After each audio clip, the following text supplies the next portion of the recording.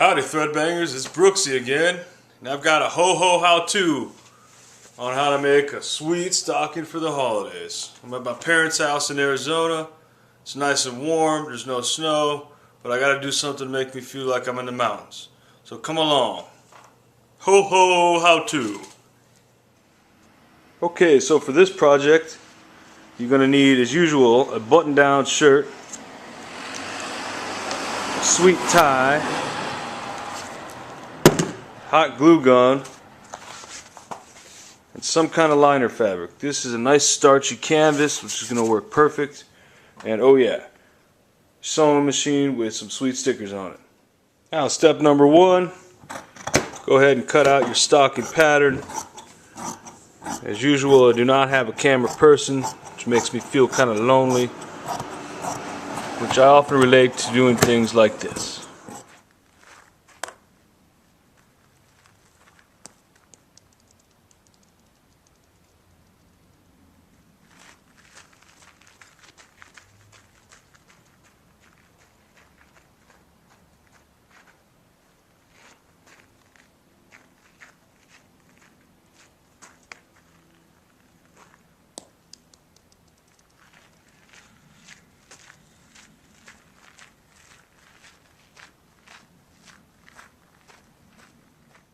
Alright, as such.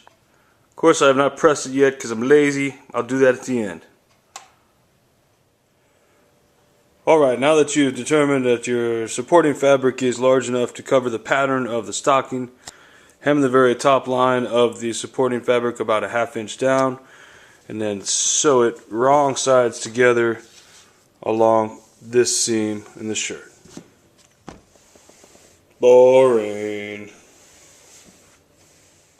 Okay, one more time to clarify. This is the inside of the back of the stocking. This is the supporting fabric. I've hemmed this line this way. I'm going to sew them together along that seam. Pin it. Pinned.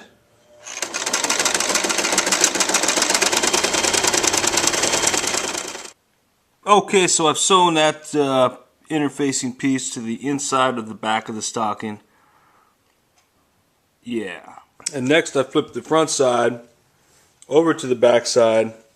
So we'll have right sides together here, and then the red interfacing fabric will be on the back. Now pin around the edges, then you can cut the red fabric around the pattern itself after you pin.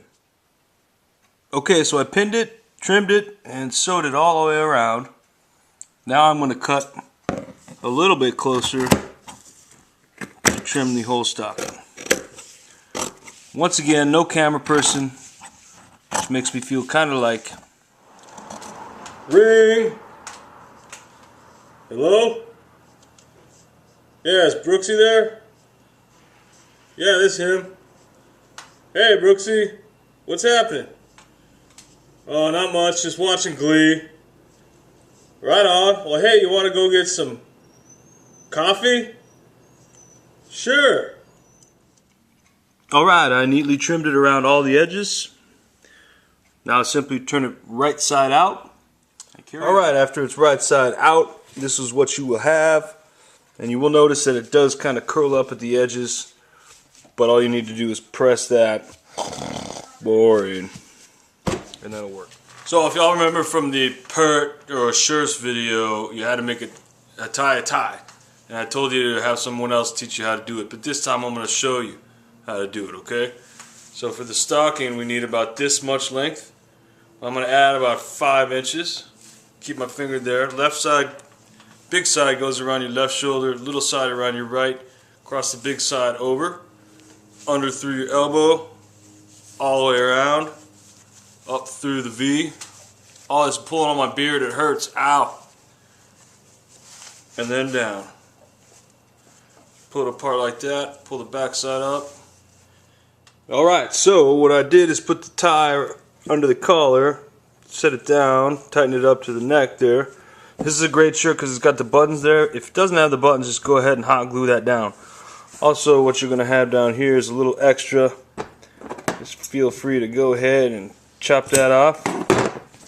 Next, with your hot glue gun, pull both edges of the tie up. Run a bead down the center, about right there. Set the first part of your tie down. Then run another bead all the way down the center of this tie. Set it down on there. And basically that's it.